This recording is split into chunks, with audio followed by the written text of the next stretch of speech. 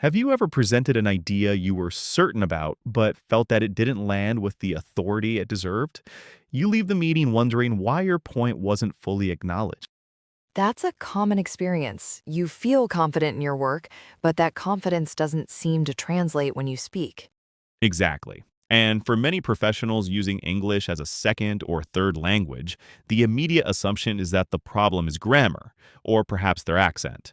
But very often, that's not the case. Right, their technical English is perfect. Perfectly sound. The real issue, the subtle barrier to perceived confidence, lies in the small, habitual words we choose. These are the words that can unintentionally weaken our statements and undermine our authority. So it's less about fluency and more about phrasing. What kind of words are we talking about? Let's start with a very common one, the phrase, I think. Okay, I think.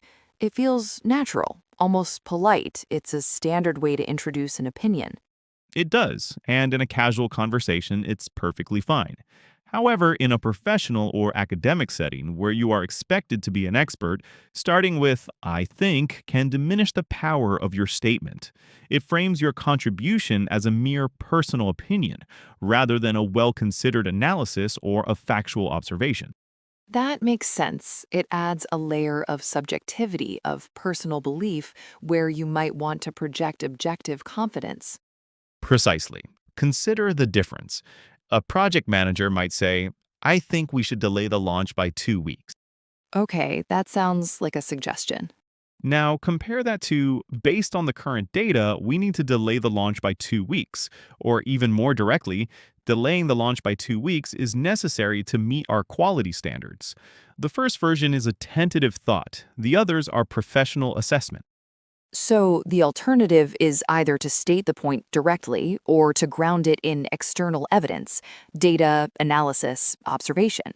Yes, phrases like my analysis shows, the research indicates, or my recommendation is all convey more authority than I think.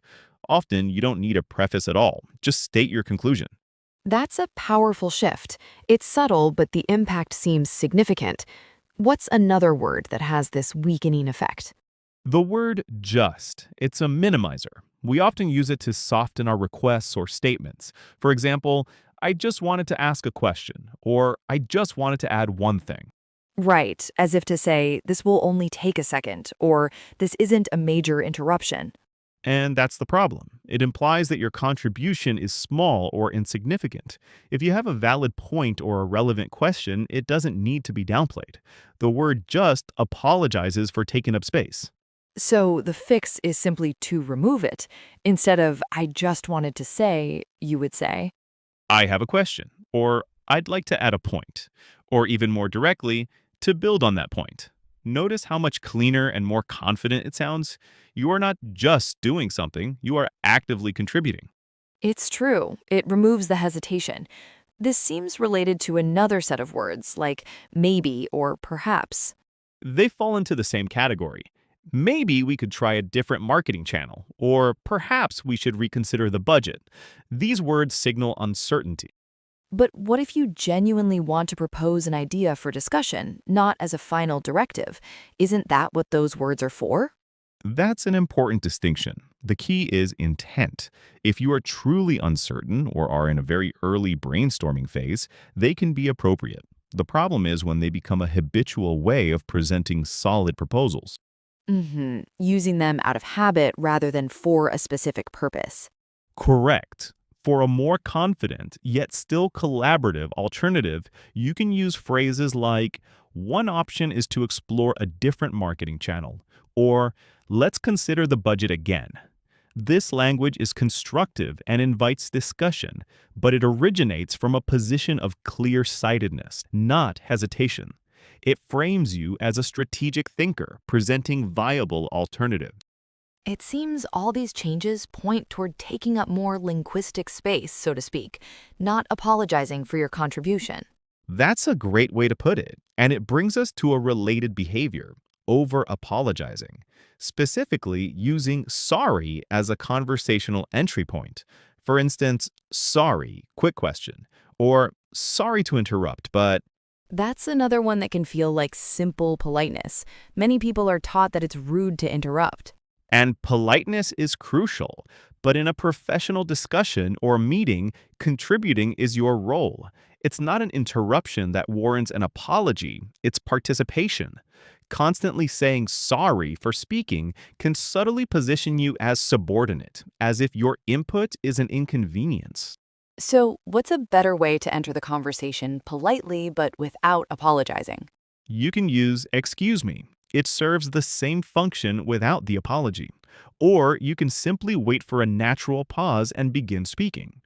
Another powerful switch is replacing sorry with thank you. Instead of sorry for the delay, you can say thank you for your patience. It shifts the focus from your perceived failure to their positive action. That reframing is very effective. It acknowledges the situation without diminishing your own standing. It is. To help structure this more confident way of speaking, there's a simple framework we can use. It consists of three parts: context, statement, and reason.